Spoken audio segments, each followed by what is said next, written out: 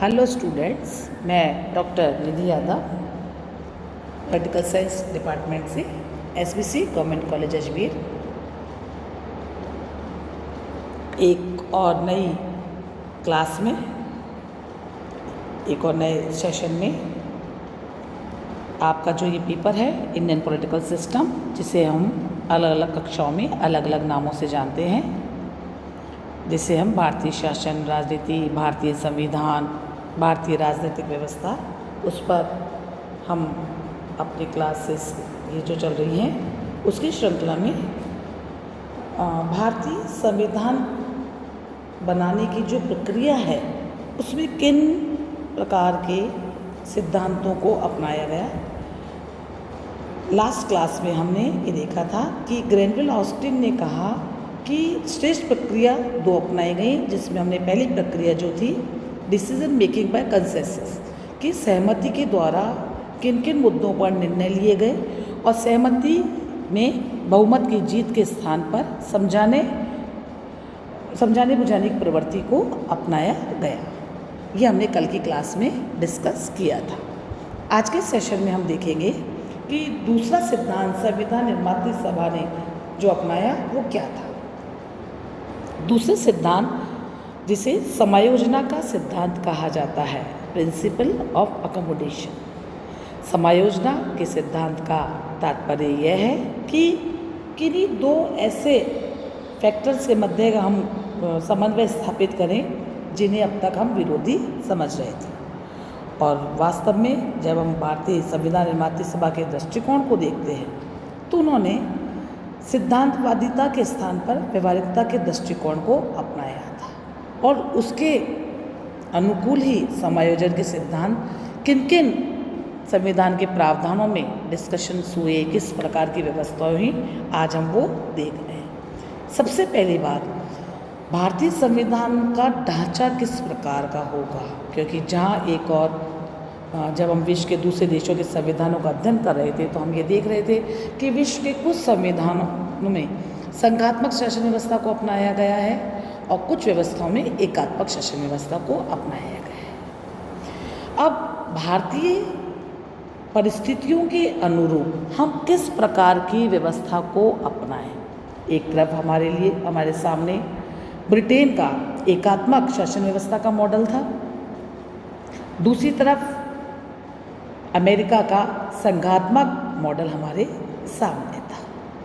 और ये दोनों मॉडल एक दूसरे के विपरीत माने जाते हैं क्योंकि इनमें से किसी एक को ही अपनाया जा सकता है।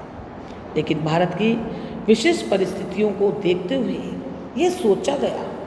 कि भारत में एक लंबी समय तक औपनिवेशिक राज्य के रूप में रहा है, विदेशी आधिपत्य में रहा है, और इसके लिए आवश्यक था कि हम शासन व्यवस्था के एकात्मक ढांचे को अपनाएं जहाँ पे केंद्र सरकार के हाथ में ही समस्त शक्तियाँ हों। लेकिन इसके साथ ही साथ हमें यह भी देखना था कि भारत जैसे विशाल राज्य में, विशाल देश में, जहाँ पे बहुत एक केंद्र सरकार के साथ में बहुत मुश्किल होगा कि वो दूसरे राज्य सरकारों को अपने साथ में लेके कार्य कर सके, और कार्य करने की जो असुविधा होंगी उन सारी स्थितियों को, प्रशासनिक व्यवस्थाओं को देखते हुए ये भी आवश्यक था कि हम फेडरल फॉर्म की ओर, ये संघात्मक व्यवस्था जो अमेरिका में है उसको अपनाएं कि कुछ कार्य केंद्र के पास, संघीय सरकार के पास हो और बाकी वो राज्यों को दे दे, जहाँ पे आपस में कोऑर्डिनेशन से काम हो। तो ये दो मॉडल जो थे एकात्मक और संघात्मक शासन व्यवस्था के, ये हमारे संविधान निर्माताओं के सामने थे। अब जो तरीका अपनाना था संविधान सभा को कि वो किस प्रकार से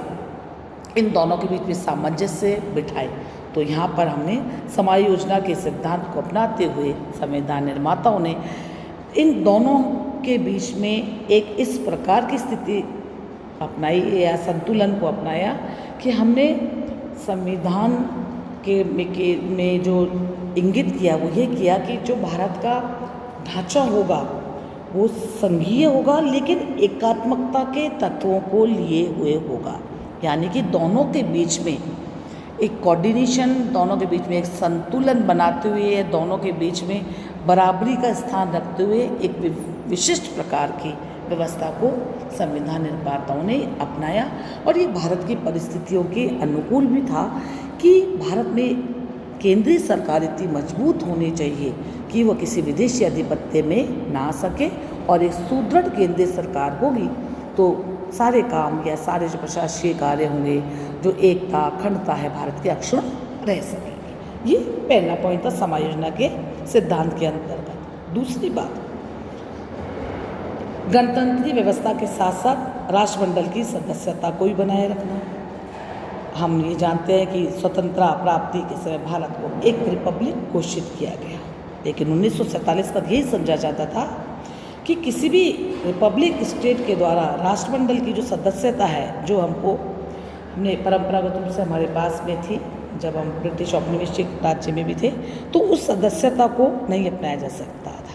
लेकिन भारतीय संविधान सभा के द्वारा राष्ट्रमंडल के लचीले स्वरूप को ध्यान में रखते हुए राष्ट्रमंडल की सदस्यता को गणतंत्रीय व्यवस्था के मार्ग में बाधक नहीं समझा गया। इस संबंध में संविधान सभा में श्री BN राव ने कहा था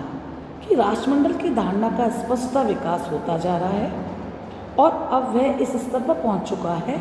कि गणतंत्रात्मक संविधान वाले राज्य भी इसको अपना सकते हैं। तो ये भी हमने हमारी संविधान निर्माता सभा ने एक समायोजन के सिद्धांत के आधार पर इस व्यवस्था को भारतीय संविधान में अपनाया। तो यहाँ पर हम ये कह सकते हैं कि भारतीय संविधान निर्माताओं ने मात्र दूसरे देशों के संविधान के प्रावधानों को, उपबंधों को एज इट इज स्वीकार नहीं किया, अपितु समय के साथ उस पर चेंजेस करे और उसके अंदर एक मध्यम मार्ग को अपनाते हुए कुछ चीज़ों में संतुलन स्थापित करते हुए, कुछ चेंजेस करते हुए, कुछ चीज़ों को छोड़ते हुए उन प्रावधानों को अपनाया।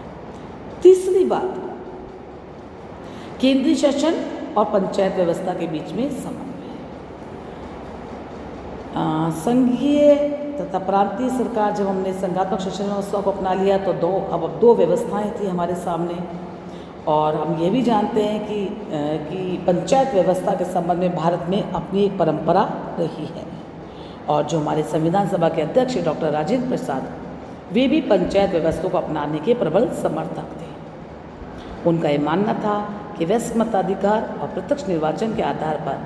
ग्राम पंचायतों और नगरपालिका बोर्डों का निर्माण होना चाहिए, और ये पंचायतें और बोर्ड ही जो उच्चतर प्रतिनिधि संस्थाएं होंगी, इनको अपने प्रतिनिधि भेजेगी और इस प्रकार संसद की रचना होगी। इसके साथ ही साथ अगर हम देखें तो संविधान सभा में जवाहरलाल नेहरू शक्तिशाली केंद्रीय सरकार के समर्थक थे और प्रत्यक्ष निर्वाचन के आधार पर संसद को चुनना चाहते थे।